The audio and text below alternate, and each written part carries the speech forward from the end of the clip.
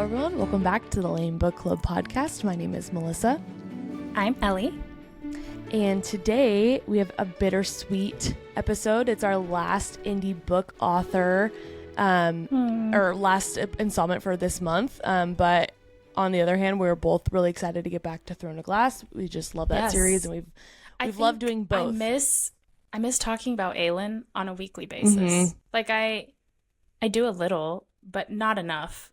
And so I'm excited to get back to it.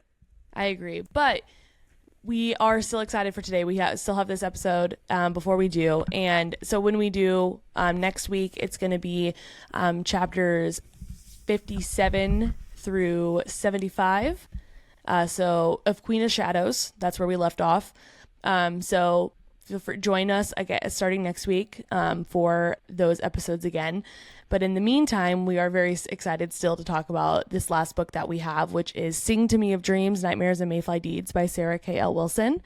It's a lot of fun to end on this one because the book is set up similarly to Assassin's Blade in the sense of there are a bunch of novellas put together into one book.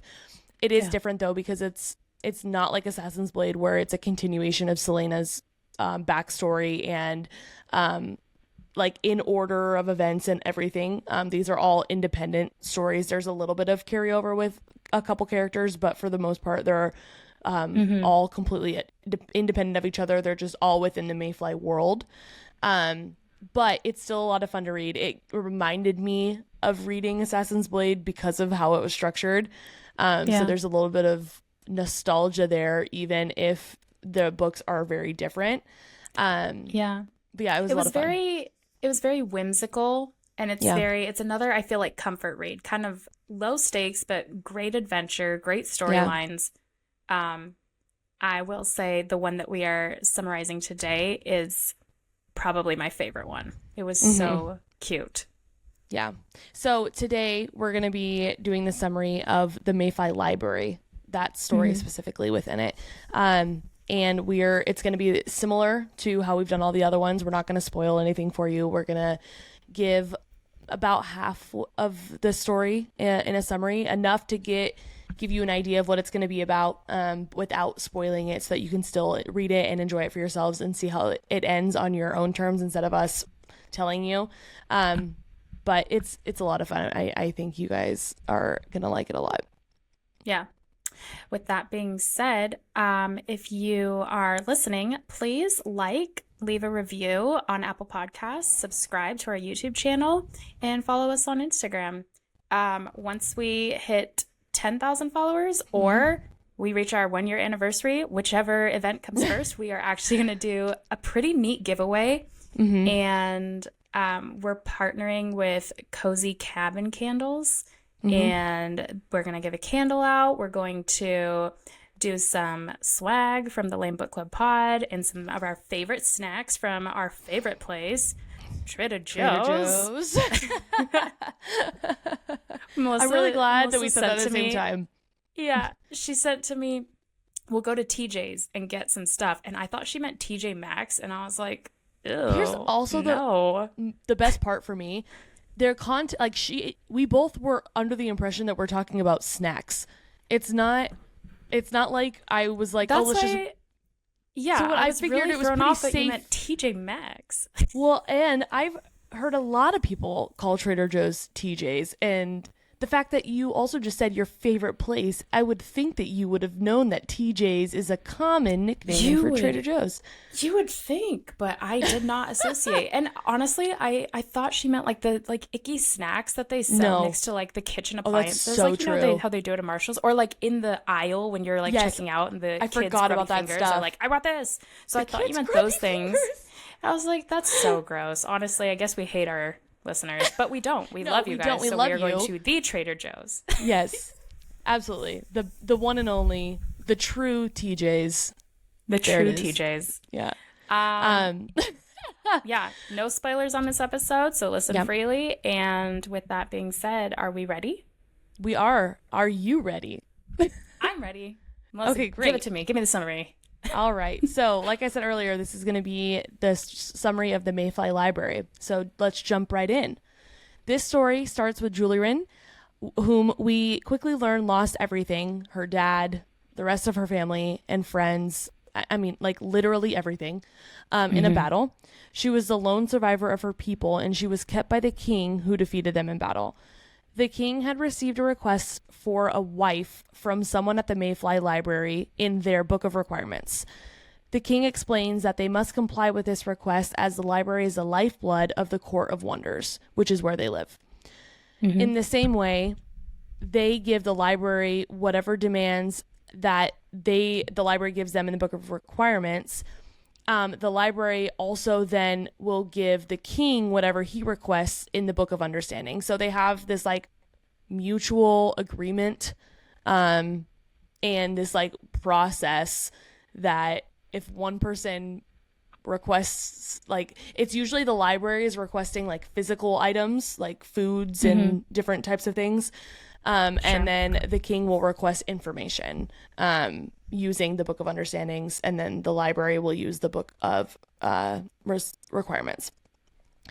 It was with the information that the library supplied them that the Court of Wonders was able to defeat Julian's father's uprising, overthrow his court, behead them all except for her, and leave her at their mercy. She knew the king had been looking for a way to get rid of her, so it came as no surprise when he announced that she would be given to the library as the wife that was demanded. The library was one of the ancient wonders of the court and was a cold, aloof, and utterly inhuman as everything that had come out of it. No one went in and no one came out. She knew that it was either this, go willingly to the library and never return, or be killed. So she walked through the door and didn't look back. She found herself in a light, airy, octangular shaped room with floor-to-ceiling windows on every other wall and floor-to-ceiling bookshelves on the walls in between. There were also, surprisingly, lots of chickens of various sizes in this room as well. She was startled when she heard someone's voice saying, "I requested a knight." Julie Wren explained that they received the request from the library for a wife, so she was there to fulfill it. The stranger was confused as to how the court received that request, but he recognized her family name, which gave Julie Wren hope that she'd still one day be able to receive information from the outside world. The librarian's name was Merrick, and they do not start out on the right foot. They do not understand one another, and they don't seem to care to. Merrick asked Julie Wren if she has experience doing a lot of really random things, such as deep sea fishing, taming snakes, things of that nature. And she doesn't, because she has never left until being taken from her people. She's just a girl. Yeah, she's literally just a girl. She's 24, just living life. It's actually funny. That's her exact answer when he says, "Well, what have you been doing?" She says, "Living." And I was like, "You go, girl." That's so true. And that seems to frustrate Merrick even more when she says that she doesn't have experience with those things. Eventually, Merrick starts to realize that Julie Wren is attractive and starts to soften to her.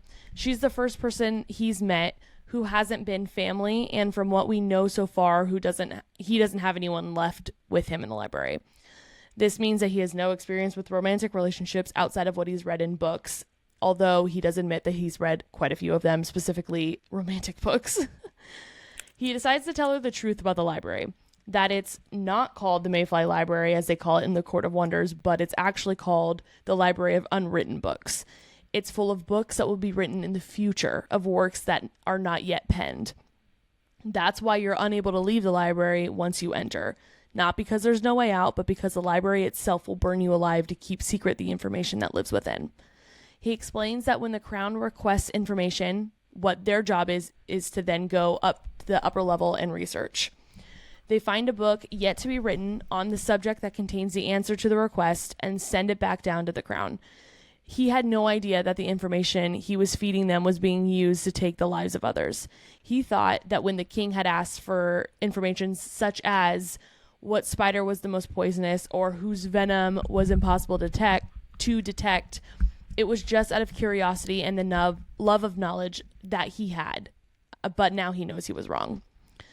Merrick was sharpening some weapons when Julie Wren asked what they were for. She had assumed that he would need pens more than swords in the library, but Merrick said that they were for defense, and that is why he had originally requested a knight.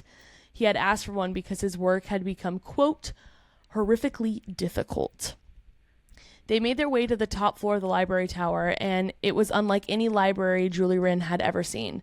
It was far bigger than it should be, thanks to magic. There seemed to be no end to it. There were bookshelves woven in and out as far as the eye could see, and between them, pale pink bubbles formed on the floor. And inside each bubble were books. Books were also flying around as if their covers were wings.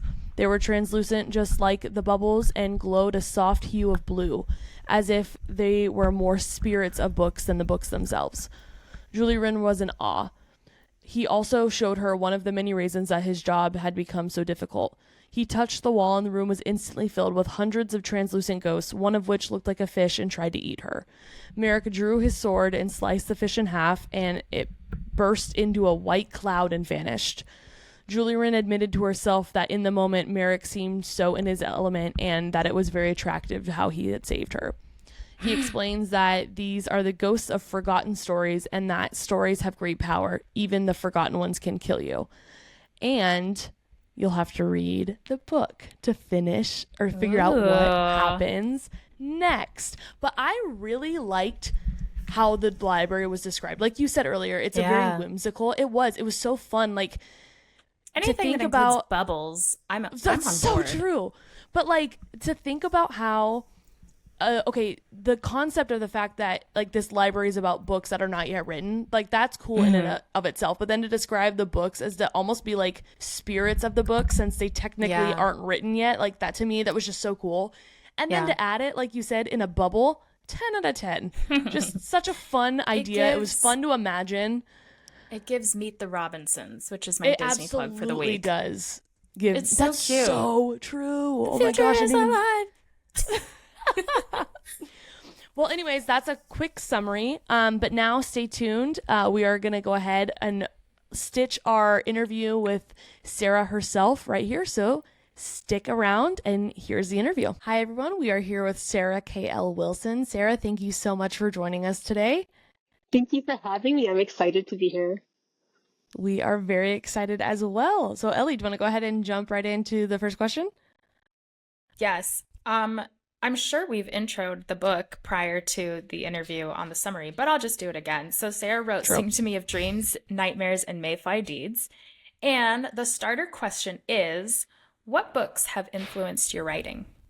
It's such a hard one, too, because I love so many books. But I think my writing is most influenced by Terry Pratchett because I loved all his books. I read them all through my late teens and early 20s, and I really feel like they influenced my writing a lot. Now, I don't write like him because he writes hilarious books, but his books always had like a really interesting concept that he was experimenting with in fantasy. So like he'd like ask himself a question like I don't know, like what is truth? And then he'd like try and figure it out through a story.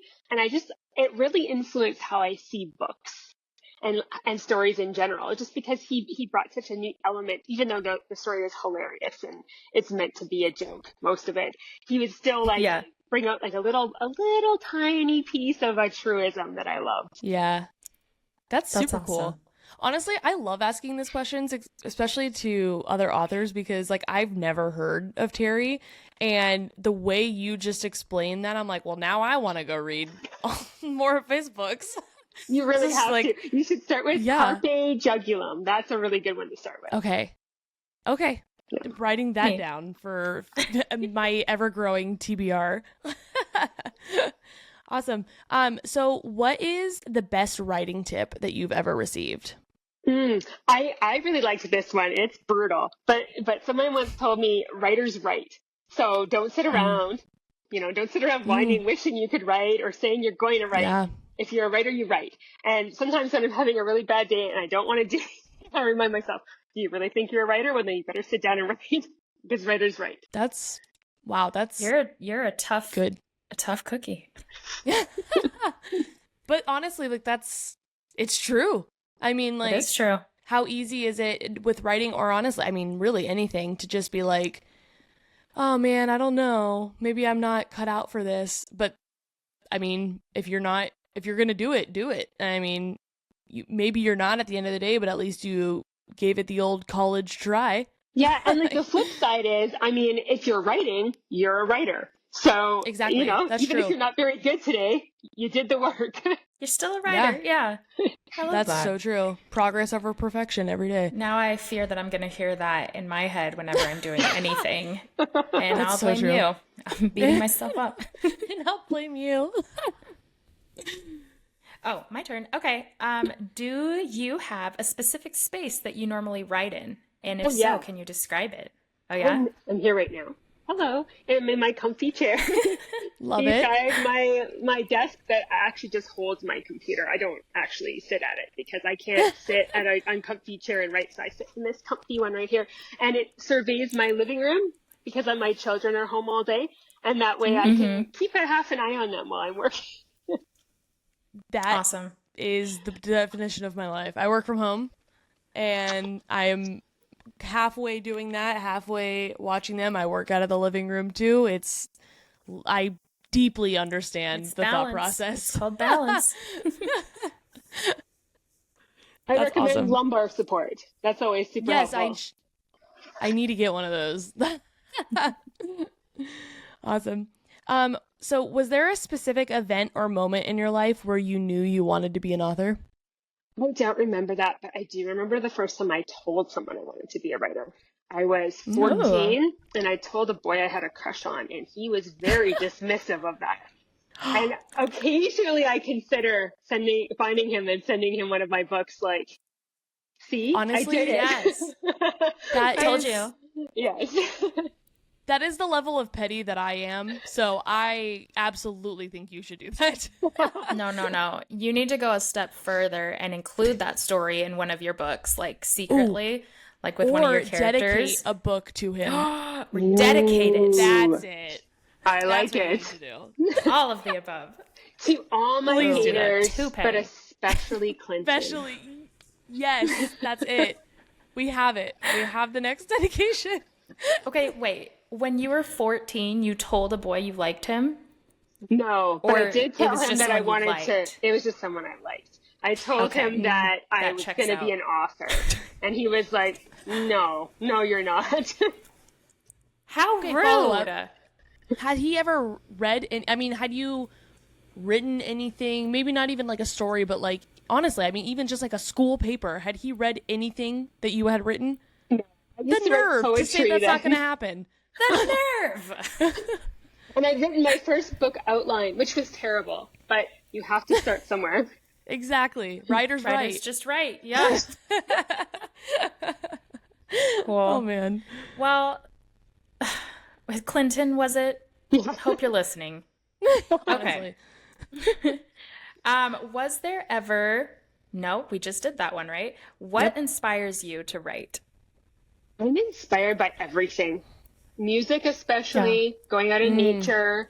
But anytime I hear an idea, I'm not great at writing nonfiction or writing out what I think about a thing like in a serious way, but I'm good at putting it in a story. And so when I hear like an idea or something bothers me or I'm thinking something through, the best way for me is to put it in characters and you can put it in the mouth of somebody in a story and then have other people come back at them with no. And that's kind of how I work through my ideas and my life traumas and everything else. And so I guess, all of life inspires me. Yeah. That's cool. Was there ever a song you were listening to that you're like, this is, I'm seeing a scene in my head? Yes. Do you remember the song? But for me, it's like not songs with lyrics. I really love the artist Two Steps from Hell, and they do like all musical, or sometimes someone sings, but they don't even sing words in any language. They just are singing like sounds. Yeah. And Okay. I really find like some of their pieces are connected directly with a novel I wrote. Like that was like the song That's for that cool. novel, and I listened to it like Oh, 1,000 times while I wrote it. Love that. I love That that. is cool. I think it was Alicia Clippy Yeah, that it was. said she puts on movie scores when she writes. I'm like, that's so smart too. Just really gets them in Love the zone. Alicia. She's the best. Yeah, we We had love fun. talking We had to her. fun talking with her too. But yeah, she mentioned that as well, and it's funny because I don't know why. I mean, clearly I'm not a writer. Maybe not clearly, but FYI, I am certainly not a writer, which is fine. I don't feel like I need to be, and I'm glad that I don't. It's not something that I'm like, I really wish I could do this, but I just don't have the gift or anything. But I am very enamored with people who can, because I think it's such a cool talent and such a cool creative process to have. But yes. I get very distracted very easily, so I never thought about how someone could be like listening to music and having that inspire their story. And so when she said it, and then now you're mentioning it again, I'm just like, this is so cool. Like, I never even considered that being someone's creative process, but I love that it is. I think art always inspires art. Like, if you are a musician, you're being inspired by someone's like visual art, maybe. Or if you're a writer, you're being inspired by music. Or like when I'm hanging out with people who build cars, which I know is really weird. They talk about like building engines, and I get inspired. I'm like, hey, and I get ideas from that too. Like, I feel like that's cool. Anyone's kind of art, whatever it is, baking or making podcasts, it gets inspired by art, right? Yeah, we'll have to see if our podcast inspires any stories. I'm just baking. Oh, yes, exactly. Love that. Awesome. So, do you have any projects that you're currently working on that you're allowed to share? Oh, I have a super secret one, but that hopefully will get shared soon. But I am wrapping up the last of my dragon novellas, hopefully the last ever, because I'm kind of done with novellas. But my dragon people were like, we need a few more. And so I'm wrapping up Dragon Legacy this summer. They're written for the younger teen crowd. Yeah. Nice. That's cool. I like that. It's certainly a niche. And also, I am a big dragon fan. So I'm grateful to any author who includes dragons in their books and or writes an entire story surrounding them. So thank you from everyone who loves dragons. Yeah. They are. I just like how different everyone can... Like, dragons are obviously, like, the core of the story, but how everyone's interpretation of what they look like or how they act or if they have any powers or not. Like, I like how the nuances of them are all different in everyone's stories, even though everyone's getting inspiration from the same thing. I just think it's really cool. Yes. Yeah. Yep. We love a good dragon story. Okay. What inspired the short story format rather than like one large main story for Sing to Me of Dreams, Nightmares, and Mayfly Deeds? So I started writing as part of a multi-author series a few years ago, and I wrote Stolen Mayfly Bride, and it was part of like a collection of other authors' stories.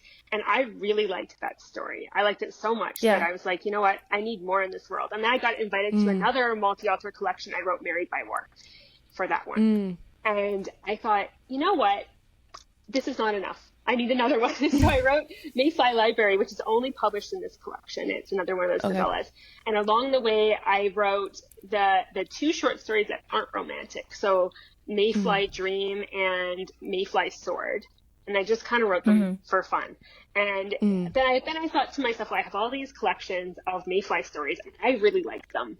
Me personally, and so I want to put them together so they don't get forgotten or lost, or they're just part of that collection and they never get seen again. I was like, I kind of want to like put them in a special edition, and I'll be honest, it's mostly just for me because I really liked them.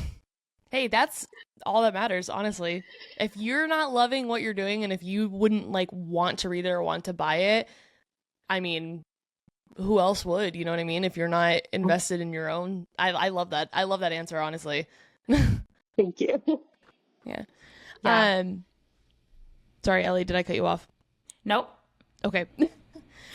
Which story in this book was your favorite to write?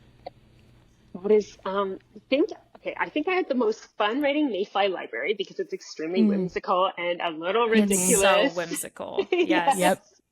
And I was just having the most fun writing that. I was writing it with my friend who had almost died a couple months ago, and she doesn't like super drama, and all my stories are super drama. So I'm like, I'm going to write this really fun one, and we're going to share it together. And you're not dead, yay! Yeah, so I wrote that one. I know, right? But I think like the one that was the most meaningful was Married by War because it's like a deep thematic kind of one. I was going through a thing when I wrote it, and so it was really deeply meaningful to me to write. Yeah, That's great. I love that. Yeah, totally see what you mean about Mayfly Library. That one is so fun. And when, you kind of get, I won't give it away, but like the illustrations of that book, when they like all tie in and make sense, I'm like, oh, I love it. I feel like this is what the whole book should be like circled around. Yeah. So it was great. Those cute little chapter headers with the rabbits done by Emily. Oh, I can't remember her last name right now. I'm a bad author. But she's pretty incredible as an artist. It's fine. Sorry. I keep forgetting that it's my turn. Okay. Yes. Next question. Precator made quite a few cameos in almost every story. And I have not read anything else that you've written yet, but does he make an appearance in any of your other books, or do we get more of a backstory on him? Are you going to write more about him? Ooh, I really like him as a character, which is why he kept showing up everywhere. But he's not in any of my other stories. Oh, thank you. But he's a lot like Grosbeak in my Bluebeard's Secret series. They're like very much they could be brothers. Very similar. Yeah. I really like the trickster character who is the foil to the main character. I have such a soft spot for them. They're kind of the villain. Sometimes they are, sometimes they're not. Sometimes they're just like a supporting. Yeah. Honestly.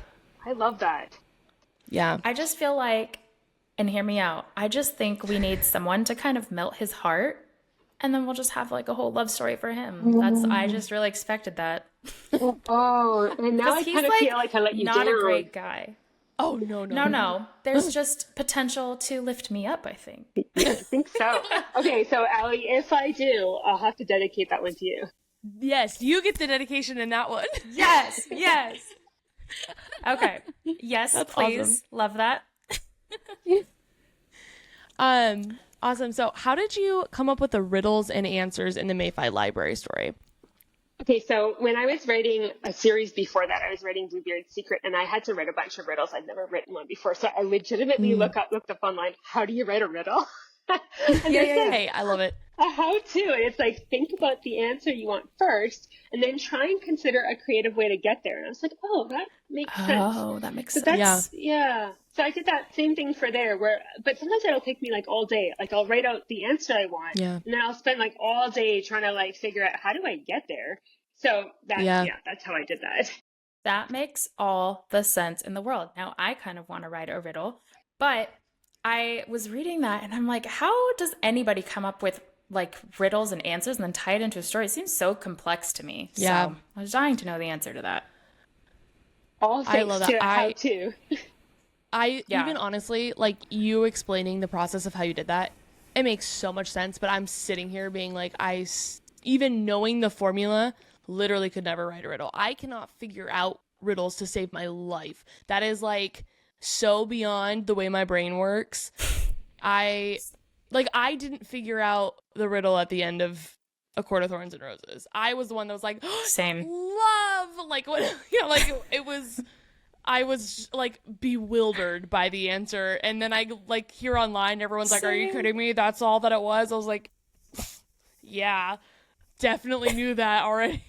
I kind of love that. Oh my gosh. It's just I do from like a book standpoint. I like it too because I will never know, like any author.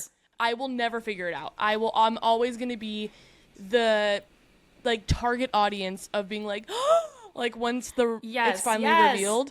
Well, and also, no, I totally lost my train of thought. It had to do with something like I just genuinely like I don't understand any riddle that comes up ever.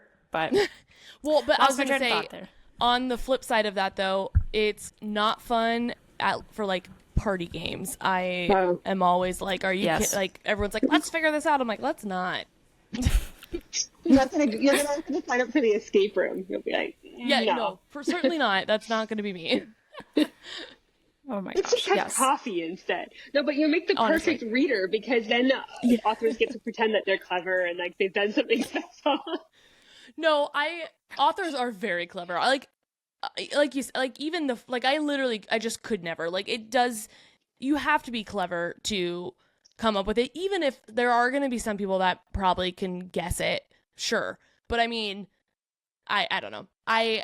You certainly have to be clever, even if it's a quote unquote easy or simple riddle, like to be able to not only come up with it, but then to, like Ellie said, like weave it into the story. And like, there's so much creativity and cleverness that has to be done in order to do that. So certainly do not think that you can't be, even if it's not like a super complex one, you have to be clever. True. Okay, here comes our last question. Are you ready? Okay. The Mayfly world was so enchanting. Do you think you'll write another book highlighting any other shorter Mayfly adventures?